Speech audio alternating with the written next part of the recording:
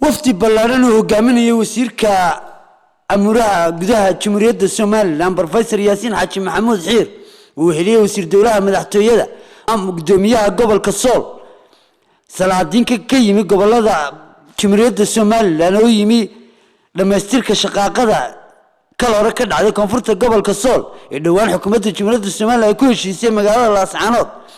uqaaliyo wax garad ka kala socda labada beelood ayaa si mug iyo miisaan lagu soo dhaweeyay deegaanka dhumay oo ka tirsan gobolka Sool ugu horreyn waxa halkaas ka hadlay uqaashi iyo wax garadka deegaankaasi oo sheegay in nabadgelyadu ay ka go'an tahay diyaarna ay u yihiin inay dhankooda qabtaan dawladda hadda way taabantahay labada hadda halka iga xigaago waa wasiiradii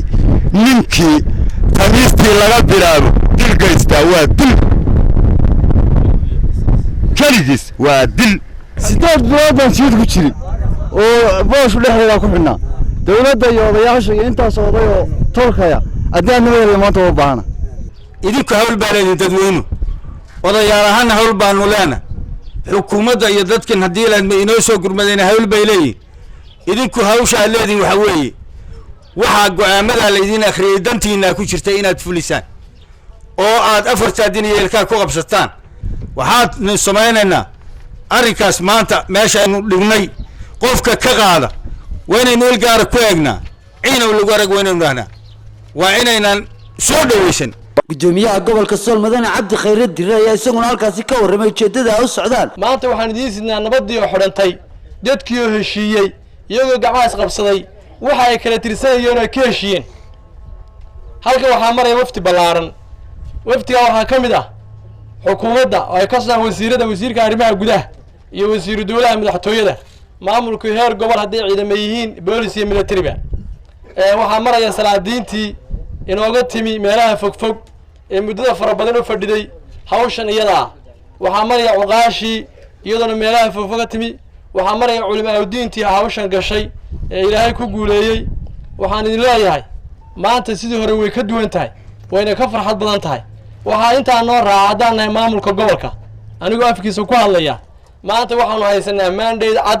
waanu ka haysano 66 ergo idinku aan soo xulateen oo nin walba suuxiisa saxiixiisa aanu ka hayno qodobadii ay ku heshiiyeen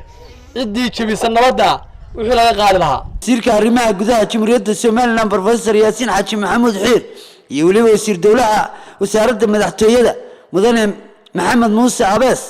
ayaa iyaguna halkaas si wada jir ah ula hadlay bulshadii sida ballaaran u soo dhaweysay iyagoo u sheegay waxtarka ay nabadgelyadu u leedahay deegaanka sida la idin sheegay heshiis baa dhacay isafgarad baa dhacay dadka waxgaradkiisii madaxdiisii uqaashiisii intiisii waxgarad garanaysay halkaasay timaad soo xulateen waxgarad kale dibadda uga yimi dawlad iyo culimo iyo salaadiin iyo garaado iyo meel walba isaga yimi nabad baa halka lagaga soo shaqeeyay nabadda dhamaanteen xil baa inaga wada saaran qof kasta oo mujtamaca kamid ah oo labada qoys ama labadiina reer kamid ah xil baa ka saaran waxa lagu soo heshiiyay qofkii ama qoyskii ama reerkii si wadara oo wada jir ah arinta u jabiya in ciqaab kulul la mariyo nabadda unkantay ee bilaabantay inaynu xoojino oo waajibaadkeeda adkayno annagu ka dawlad ahaan waxa aan u maraynaa waxa ay labada beelood ku heshiiyeen culimaduna ay ka soo saartay go'aamada in aanu xoojino oo aanu ku ilaalino oo aanu waajibaadkeedana fulino ciidamada iyo maamulka gobolkuba inta kadibna waxa waftiga iyo waliba dadweynaha u tiro badan oo ay socod dheer ku mareen wadooyinka shaariicada deegaanka dhumay oo iyagoo gacmaha haysta